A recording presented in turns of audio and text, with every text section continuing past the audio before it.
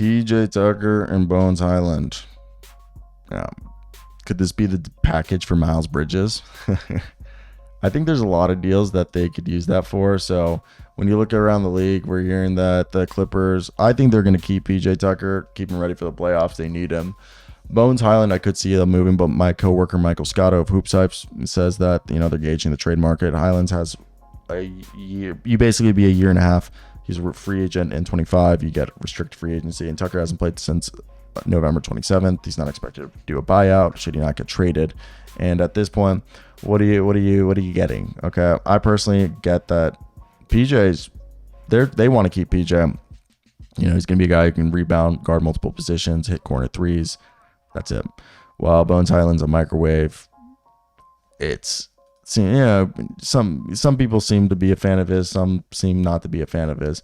But what are you getting yourself with those contracts? So PJ this season is making specifically $11 million, while Bones is this season making 2.3. So if you mix those contracts together, you get yourself about $13-14 million that you can trade for. So who would you trade for like that $14 million range that's even worth it if you're them? I mean, we've heard that Miles Bridges is somebody that they could want. Maybe it's Miles Bridges and Nick Richards that they try to get with that deal. I don't really think that's the deal that would be able to get done. Do they call up and try to get like Vasilija Micic and, a couple guys from the Thunder for cheap? Do they call up a team, and then try to get like Tyus Jones? I think there's a plethora of packages that the team like the Clippers could get.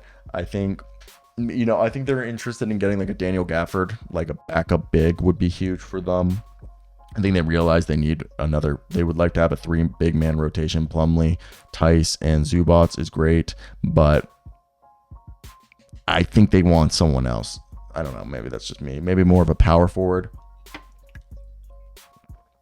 I mean, in a dream scenario, I think PJ Washington would also be someone that they would be interested who could play those multiple positions, or like a Naz Reid, but obviously beggars can't be choosers. So we're hearing that the Los Angeles Clippers are on the market for a combo forward or a backup center, which is definitely interesting. What happened to Daniel Tice, guys? Wasn't good enough? I guess so. And for me, I think it's definitely interesting because it goes to show that even the champion teams that are already considered one of the best in the league, they're never done improving or attempting to improve. You're always trying to go around, try to find a new nick and cranny that you can find somebody that somebody forgot about. So I want to hear you guys' thoughts down below. What do you expect the Los Angeles Clippers to do? So what we're specifically hearing from Zach Lowe of ESPN is while the Los Angeles Clippers have basically moved a lot of their trade assets for James Harden, they are continuing to scour the market. Sources tell Zach Lowe that they're looking to trade for one last player, likely a tweener forward, combo forward, backup center, and they could trade 1 first-round pick and create matching salary in the form of PJ Tucker. They also have Bones Hyland and Amir Coffey, which I believe all those guys combined lead to $16 million, and that is PJ Washington money.